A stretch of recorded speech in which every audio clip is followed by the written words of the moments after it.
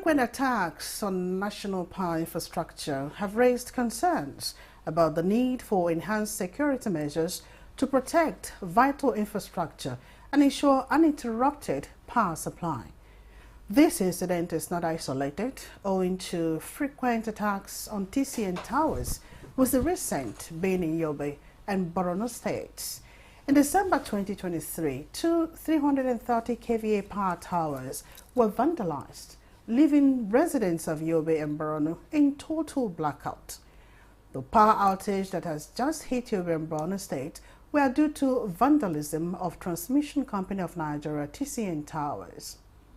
This is the third time vandals have targeted the TCN's tower connecting Damaturu, Maiduguri cities and their environs to the national grid. A statement by the Transmission Company of Nigeria states that vandals cut off all four tower footing, resulting in the collapse of the tower, which affected Damaturu, the capital of Yobe State, and parts of Maiduguri in Borno State.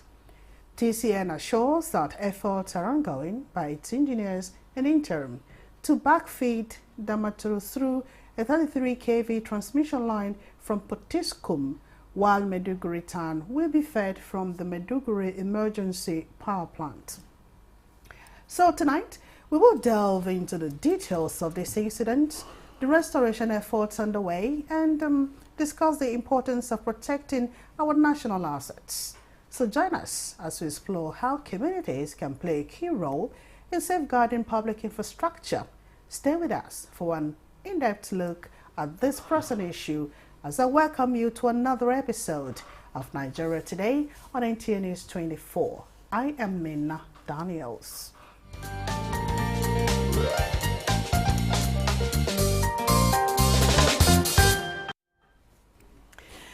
Joining us in the studio is Oket Obonge, Power Sector Analyst and Executive Secretary, Power Consumers Advocates of Nigeria. Glad to have you with us tonight, sir. Thank you for having me. And of course, via Zoom, we have Bode Fadigbe, CEO, Sage Consulting and Communications. Thank you, Bode, for your time with us today. Thank you for having me. Good evening, viewers. Okay, let's start with Bode. You know, for the upteenth time this year, the TCN again announced the attack on the Gombe Damaturu 330 kV transmission line. Just last week, Ahoda and Yenegua had some experience affecting 13 whole towers. So let's get your impression on the incessant vandalism of public power lines in the country, Bode. I think it's an unfortunate thing. Vandalism is as old, almost as old as the power sector now. In distribution, the only place that seems to be free in the value chain is generation, because again they are ring-fenced. They are not as exposed to the public as you have in the case of distribution and transmission. Transmission lines, depending on the voltage, they run through thick vegetation in some instances, and maybe there are 132 lines they run through. It's like that as you have it in Abuja. So that makes it very vulnerable. The same thing with distribution lines. Distribution lines are also highly vulnerable. So it's an unfortunate situation. I think very strongly that the high incidence of vandalism that we are seeing today is a consequence of the extent of our economic challenge that we have in this country, as well as security, as well as the issue of security that we are having in this country. You will see that very often you have that, acts of vandalism, particularly on transmission line in the northeast area, and we are quite familiar with the security challenges that are going on in the northeast. That is not to say that other parts of the country are not suffering the same thing. I mean, you just cited the case of Ahuada, which is in the south-south, and I know that the southwest has also suffered its own quantity of vandalism, or its own fate in the area of vandalism. So it's a function of two major things for me. One, the economic challenge that we are facing, to the case of insecurity, and perhaps the other one that you want to add, which will be mind-boggling if that is true, is deliberate sabotage of the power sector. We cannot rule out that possibility at all, given the frequency.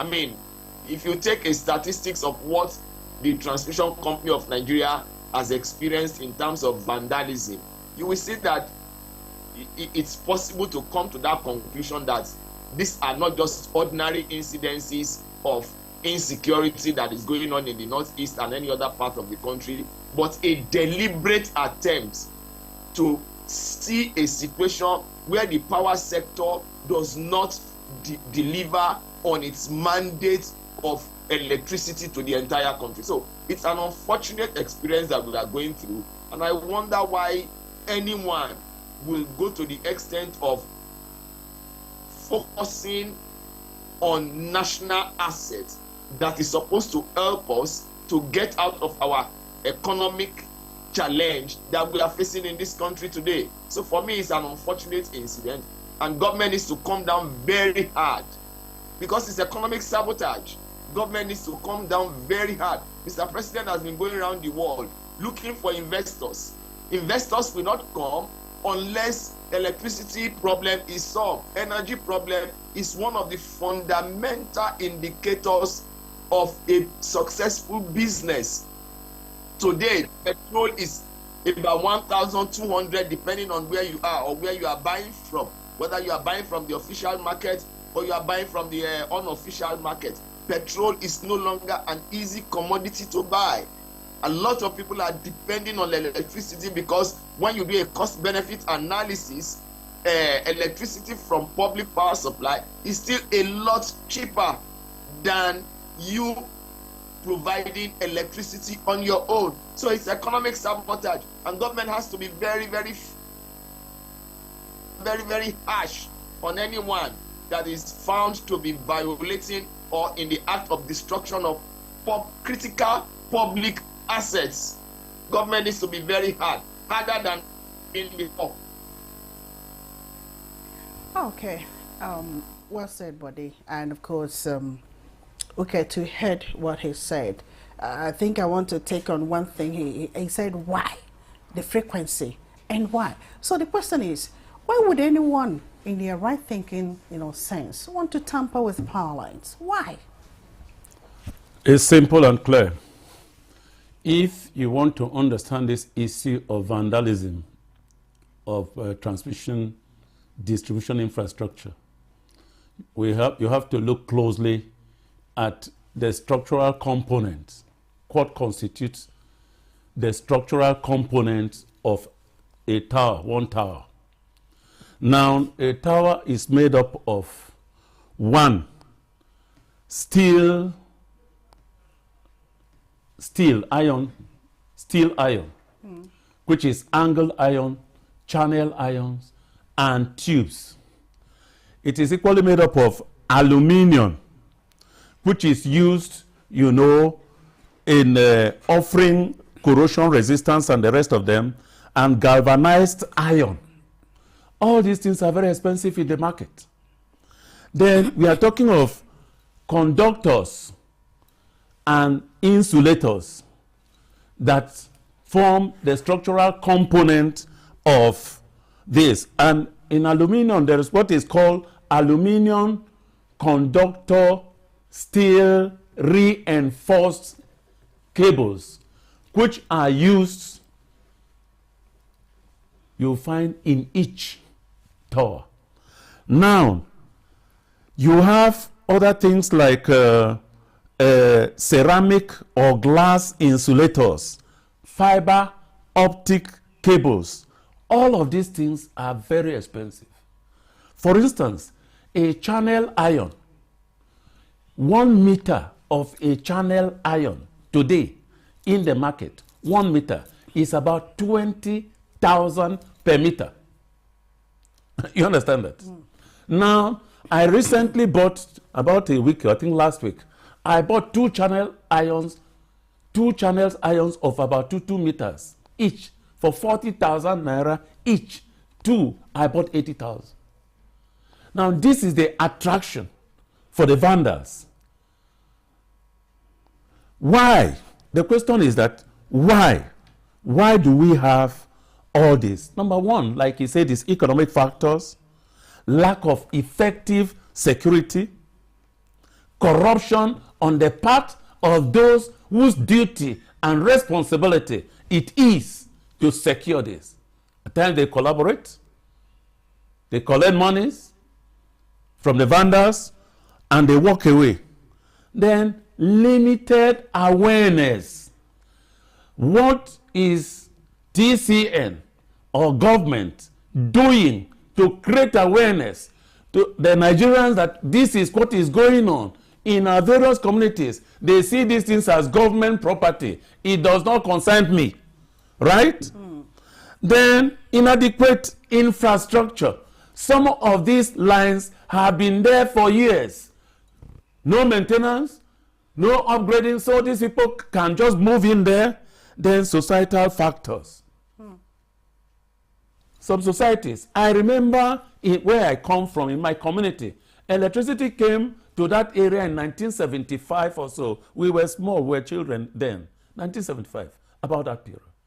And a community vowed that if they don't drop light in their community, no pole, no line will pass through. So each time they construct in the night, people will go to pull down these structures until they gave them electricity. So societal factors, and some societies who allow these things to go on where they come from, they look at it as a protest. Government has not done anything for us. You go to some communities where these lines pass, nobody. You even see villages where there is no light, they are in darkness. And meanwhile, on top of their heads, you have lines. So these are the reasons. Economic factors, the societal factors, the lack of adequate infrastructure.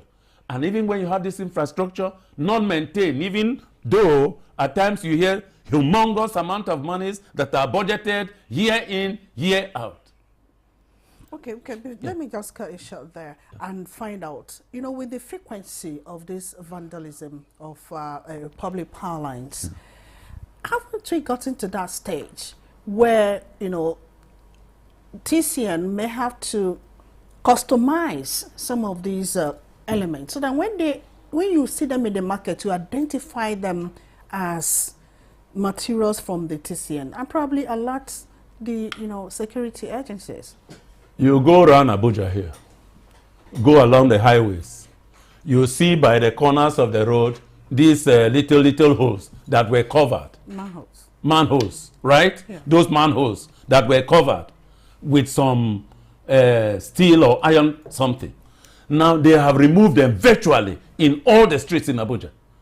Yet we have the Nigerian Security and Civil Defense Corps, whose duty, we have the police, we have the DSS, we have all the security agencies right in Abuja. I'm not talking of Lagos, but here is the Federal Capital Territory, and it is happening.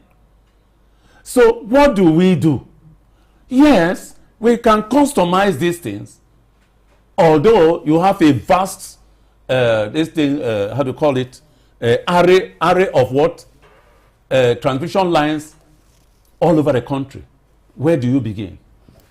So I believe, like it is done in other climes, we go the way of technology, where you have to mount CCTV cameras, where you have to use monitoring relay monitors. Where, in fact, technology today, we have technology that covers every aspect of human life. So Nigeria cannot say we cannot handle this. If TCN and government are, besides that, we have, how do you call it? You can organize locals, young men who are running roaming the streets here, doing nothing, into, protection guns to police these things. They earn a living from that. It will reduce it.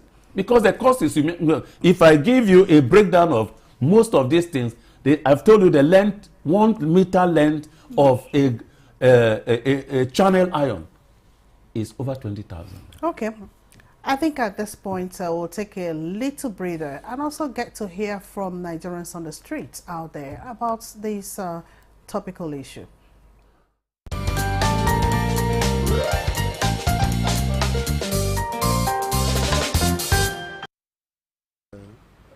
Electrical items like transformer, all that. One, poverty, hunger.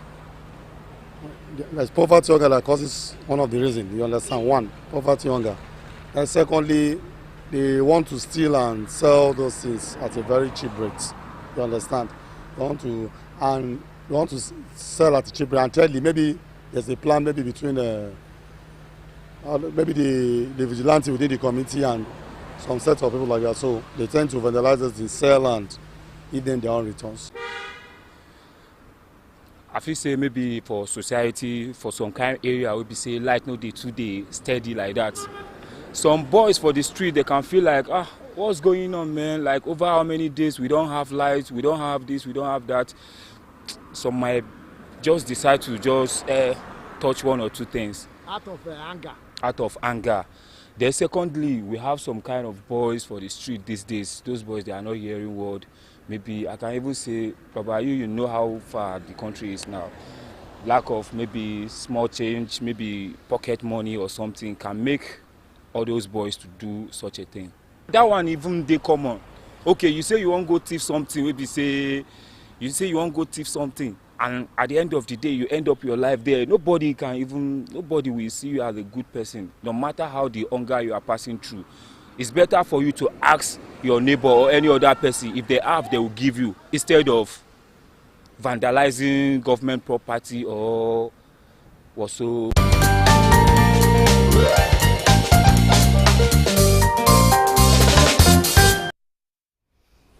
Okay, you've heard those points from Nigerians out there on the streets. I'm sure Bode is still right there. Bode, what do you have to say about some of these points raised by Nigerians right there on the streets? I hope I got your question clearly, but I listened to the Vox Pop, and I like to say that, and I also listened to what my brother in the studio said. I like to say that part of the problem that we have, if not the biggest of the problems, is complete loss of value. A country where money ritual, using of human being for money ritual, is beginning to become a major source of economic activity. A country where kidnapping economy is booming by the day. I mean, what is bringing down public assets? What does that mean? If human life means nothing to people, then why should some metals, some wires, some insulators mean anything to anybody? I mean, because take for instance, when they burn down these towers, some of them, they don't even remove the timbers. They just bring down the towers and then you leave it there. So you can describe that one as a clear case of economic sabotage. I mean, are there insiders and contractors working with vandals so they can bring down these towers and then get contracts awarded to them? Because this thing is becoming more frequent and we need to interrogate it. So for me, there is a complete loss of value. The madness for money is becoming something else. People are behaving as if this money will go beyond this material world. I mean, when we pass on, about 48 or 72 hours ago in this Abuja, a young man was caught attempting to use a lady for money ritual, sellotaped her legs to a chair, sellotaped her mouth. I mean, what for? Where are we going to? The situation is becoming more and more precarious. We are living in terribly perilous times, and that's why I agree that a lot of enlightenment has to be undertaken. A lot of enlightenment, both by TCN and by the federal government. If you can hear me, you mentioned loss of value, lack of orientation, need for interrogation, hunger for money, amongst other things. So what measures are in place for this public awareness and education regarding the importance of protecting these infrastructures? I think apart from public awareness, government must be ready to really go behind the scene and unveil those who are, because those boys, those small boys you see around doing these things, they have masters. For instance, in the distribution sector, they cut cables, they go into trenches and cut cable trenches, they cut the cables, they vandalize transformers, they remove the entire coil in the transformer, drain the transformer oil and leave the shell there. There must be somebody who is sponsoring them. They don't have the courage to go and do that kind of thing on their own. And if over time they have become so empowered and so enabled, then we should probe deeper and let the law take its course at every point in time, that we find anybody that is bringing down, that is destroying critical public assets like tower members, like transformers, and so many other materials that are used in the power sector. It's unfortunate the way, because we want the same power sector to perform. Government votes a lot of money into it. The other day, I was reading in the newspaper where government said it was looking for $800 million to use for the power sector. And by the time you get that kind of money and you pump it into the power sector and the materials are vandalized, I mean, where are we going to start from? How are we going to develop the power sector? So government needs to be very hard on anyone that is found to be vandalizing materials that are critical to the economy. Thank you so much. Let me get back to the studio here with Uket. Uket, you've heard what Bode said. And how can local governments and citizens collaborate, to prevent future incidents of vandalism? That's on one part. And on the other part, are you satisfied with the level of punishment given or meted out to these same people who vandalized, this public infrastructure? Well, thank you for that question. To add to what Bode said, number one, if vandals who vandalize this infrastructure don't have a ready market,